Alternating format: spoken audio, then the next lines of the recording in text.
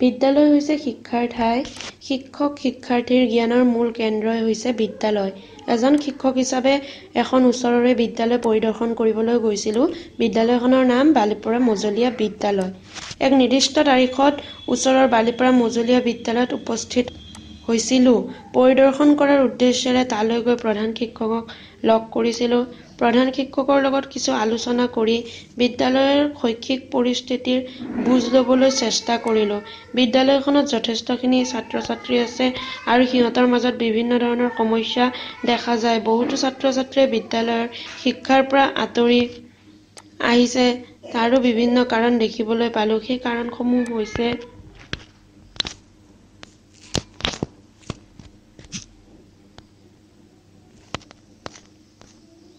১ number আৰ্থিক। শিক্ষাৰ পৰা বাধা আৰোপ কৰাৰ মূলতে হৈছে বেছিভাগ শিক্ষাৰ্থীৰ আৰ্থিক কাৰণ। আৰ্থিকভাৱে সচ্ছল নোহোৱাৰ বাবে ছাত্ৰ-ছাত্ৰীয়ে শিক্ষাৰ ক্ষেত্ৰখনত ব্যয় কৰিবলৈ অসমৰ্থ আৰু বঞ্চিত হোৱাৰ সম্ভাৱনা হৈছে। নম্বৰ 2, পৰিৱেশৰ প্ৰভাৱ। পৰিৱেশৰ প্ৰভাৱেও ছাত্ৰ-ছাত্ৰীক শিক্ষাৰ পৰা আঁতৰ কৰিছে। উপযুক্ত ধৰণৰ পৰিৱেশৰ অভাৱ হোৱা পৰিলক্ষিত হৈছে, যাৰ বাবে শিক্ষাৰ্থী শিক্ষা গ্ৰহণৰ বাবে অনিচ্ছুক। নম্বৰ 3, এজনীয়া শিক্ষকৰ স্কুল। ছাত্ৰ-ছাত্ৰী অনুপাতে শিক্ষকৰ সংখ্যা নিচেই নগণ্য।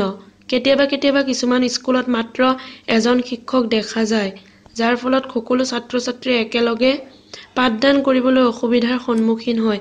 সেই কাৰণে বহু ছাত্ৰ-ছাত্ৰীয়ে বিদ্যালয় এৰিবলগীয়া হৈছে। নম্বৰ 4, অভিভাৱকৰ অজ্ঞতা। বহুতো ছাত্ৰ-ছাত্ৰী নিৰক্ষৰ হৈ আছে। মাক-দেউতাকৰ অজ্ঞতাৰ বাবে সিহঁতে ছাত্ৰ-ছাত্ৰীক বিদ্যালয়লৈ পঠিওৱাৰ পৰিৱৰ্তে দুপইচাৰ আশাত নিজৰ লগত কামলৈ লৈ যায়। নম্বৰ 5, লিংগ বৈষম্য। বিদ্যালয়খনত ছোৱালী শিক্ষাৰ্থী যথেষ্ট কম, কিয়নো লিংগ বৈষম্যজনিত কাৰণত ছোৱালীক শিক্ষা গ্ৰহণৰ প্ৰতি গুৰুত্ব দিয়াতকৈ বিবাহৰ নাইবা ঘৰুৱা কাম-বনৰ ক্ষেত্ৰতহে অধিক গুৰুত্ব দিছিল, যাৰ কাৰণে বহুতো ছোৱালীয়ে বিদ্যালয় এৰিব লগা হৈছে।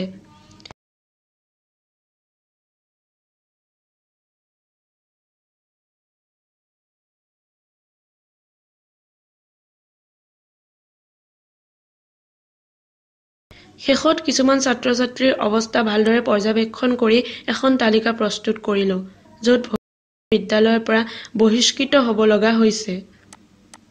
তেনে ছাত্ৰ-ছাত্ৰীৰ তালিকাখন চাওক।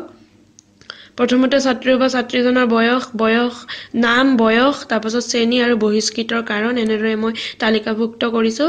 নামটো মীনা শইকীয়া, প্ৰথমতে বয়স 10 বছৰ, শ্ৰেণী 5ম মান, বহিষ্কৃতৰ কাৰণ হৈছে কি? লিংগ বৈষম্য। নম্বৰ 2, ৰমেন বৰা, বয়স 11, শ্ৰেণী 6ষ্ঠ আৰু বহিষ্কৃতৰ কাৰণ হৈছে আৰ্থিক অভাৱ। নেক্সটটো সুপ্ৰিয়া চৌধুৰী, বয়স 9 বছৰ, 4ৰ্থ শ্ৰেণী, অভিভাৱকৰ অজ্ঞতা হৈছে বহিষ্কৃতৰ কাৰণ। গতিকে এনেদৰে আলোচনা কৰি মই এই তালিকাখন প্ৰস্তুত কৰি উলিয়াইছোঁ। ওপৰত আলোচনা কৰা সকলো তথ্যৰ পৰা জানিব পৰা গ'ল যে বেছিভাগৰে আৰ্থিক অৱস্থা অতি দুৰ্বল। এনে ক্ষেত্ৰত ছাত্ৰ-ছাত্ৰীক শৈক্ষিক ক্ষেত্ৰখনত অন্তৰ্ভুক্তিকৰণ বিভিন্ন ধৰণে কৰিব পাৰি। তাৰ বাবে কেতবোৰ উপায় গ্ৰহণ কৰা উচিত। সেয়া হৈছে: 1 নম্বৰ, ছাত্ৰ-ছাত্ৰীৰ আৰ্থিক অৱস্থা দূৰ কৰিবলৈ বিদ্যালয়ত বিনামূলীয়া পাঠ্যপুথি প্ৰদানৰ লগতে দুপৰীয়া আহাৰৰ ব্যৱস্থা কৰিব লাগে।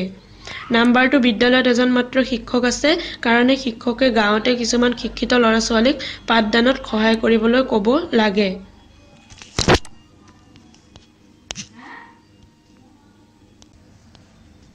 নম্বৰ 3, চৰকাৰে গাঁৱলীয়া বিদ্যালয়সমূহত অধিক গুৰুত্ব প্ৰদান কৰিব লাগে, যিহেতু গাঁৱৰ বিদ্যালয়ৰ শৈক্ষিক পৰিৱেশৰ অৱস্থা অতি নিম্নগামী হয়।